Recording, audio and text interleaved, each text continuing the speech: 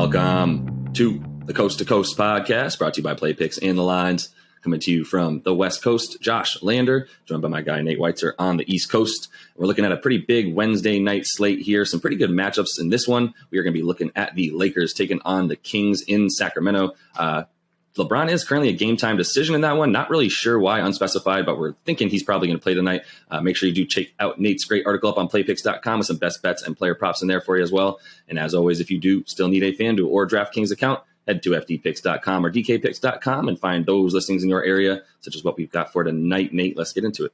Yeah, we got a nice 9-game slate tonight, ending with a couple of premier matchups, and including the Nets and Bulls. We break that one down in a separate episode. The Lakers are at the Kings, and everybody likes to see how these Lakers are doing right now.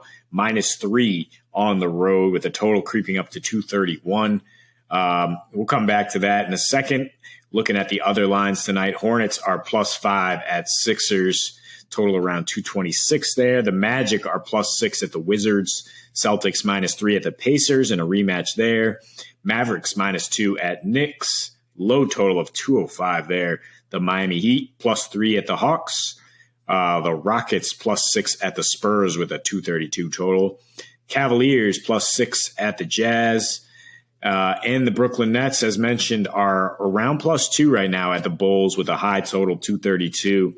Some interesting debates we had in that episode about how to bet that game.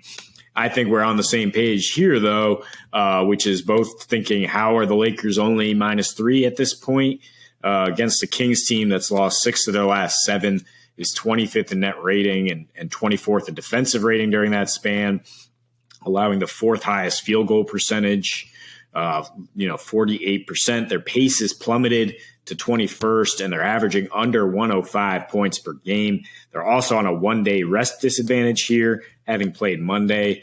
The Lakers lost to Memphis on Sunday and are 7-5 straight up with a rest advantage, whereas the Kings are 3-7 with a disadvantage and 8-20 with a normal one-day off here.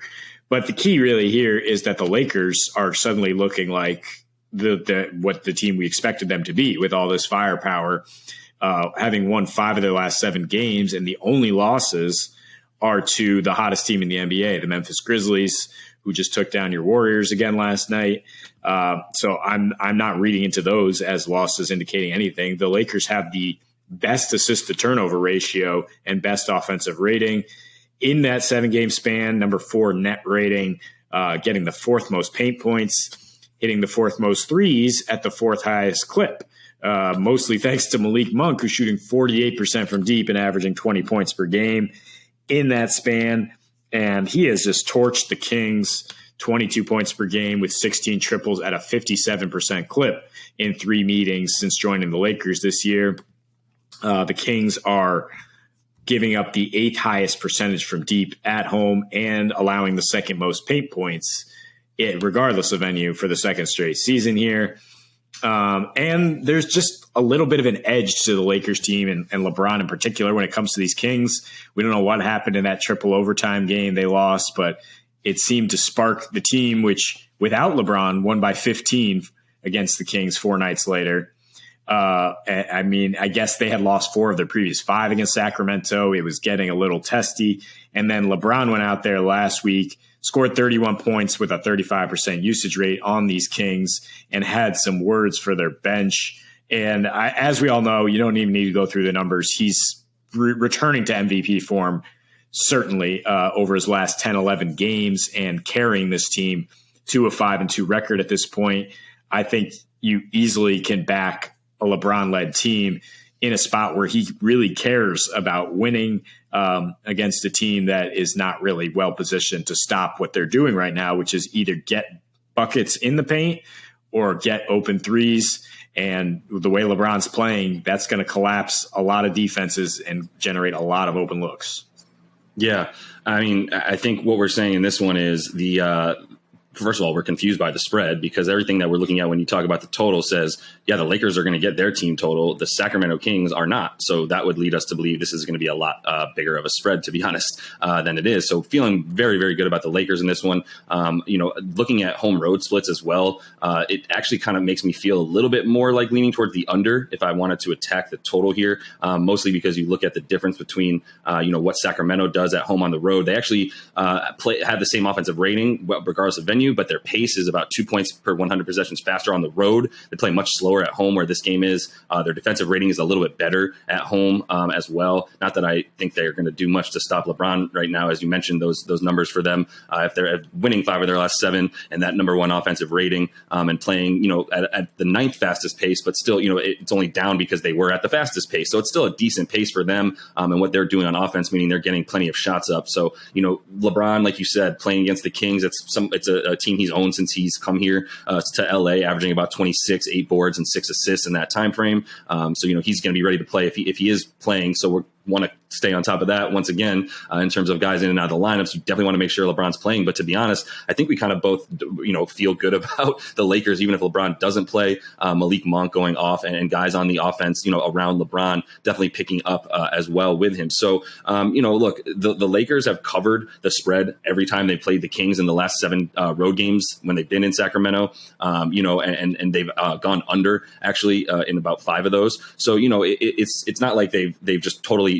gone under every time, but the majority of that happens when they go to the Kings because they have been winning those games by an average of about 6.5 points in the last 2 seasons. So it hasn't exactly been close. They've covered this spread multiples of times, a tiny little 2.5, 3-point spread, which I'm not too worried about. And rather than attack the total of of the game, I would just feel really good about make sure LeBron's in the game and to feel good about taking the Lakers off their point total. But even if LeBron is not in the game, I still don't like the Kings to get theirs at home right now, where they're completely struggling just as much as anywhere, but actually a little bit more as their record indicates as well. So yeah, I think LeBron, if he plays, why not continue to ride Malik Monk if he plays? I mean, shoot, he should just be in player props every single day. Maybe a little tease to what we've got in that other video for today. But either way, I think those two guys and the Lakers to get their points, as long as they've got the King James in, those feel like really, really good bets that somehow these lines kind of feel a little bit off.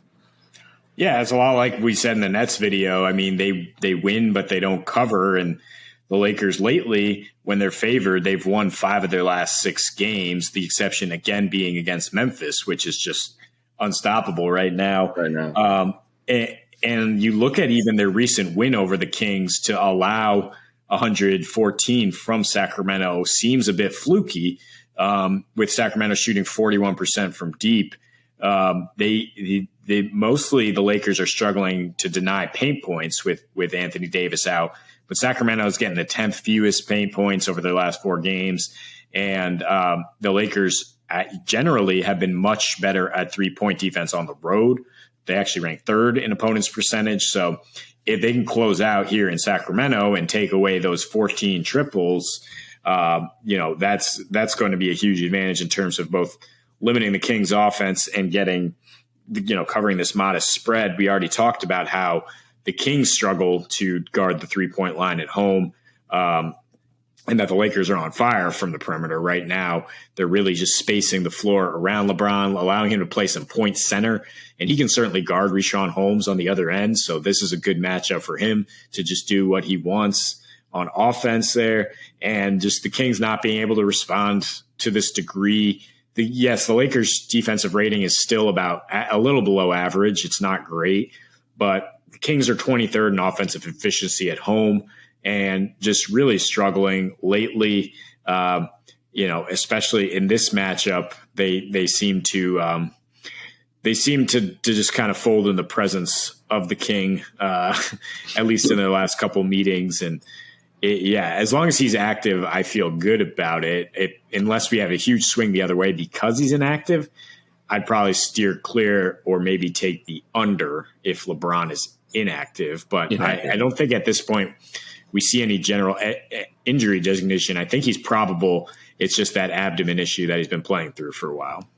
Yeah, and honestly, I think this is a game where you might consider eyeing, player performance doubles well, first of all, definitely eyeing players' performance doubles, as we mentioned, since this is such a low spread for LA. You're still going to get a lot of juice if you take player performance double for someone to, hit a prop with a win combo that we love to talk about on FanDuel. So, I'm looking at Malik Monk because even if LeBron does play, I still think Malik Monk can get 20. As you mentioned, his stats against the Kings since he became a Laker are just incredible. 22 points there and a bunch of threes, 16 triples in 3 games, which gives you about 5.1 threes that he's making as a Laker versus the Kings. So those two things are where I would start. Malik Monk 20 points in the Lakers win is plus 320. God, I love that. Plus 20. If you get hit for 25 points in a win, that's plus 800. Why not sprinkle a little bit on that? And then the other one where I really love these odds here. This is insane, but Malik Monk 5 plus 3s, which is what he's been averaging against the Kings in the last 3 games. 5 threes in a W gets you plus 1,060 on your money. So you throw $10 on there to win 10 times that amount. I think you got to feel really, really good about that. Those 3 little player performance doubles, I think I would like to eye Malik Monk in this one. But like you said, definitely keep an eye on what happens at King James. That's going to affect pretty much everything that happens in this game, total, spread, etc. So that is all the time we have for you in this one. Make sure to like and subscribe to that page and check out those other couple videos we've got for you today, including the player props we bring you each and every weekday. And until we see you next, happy betting.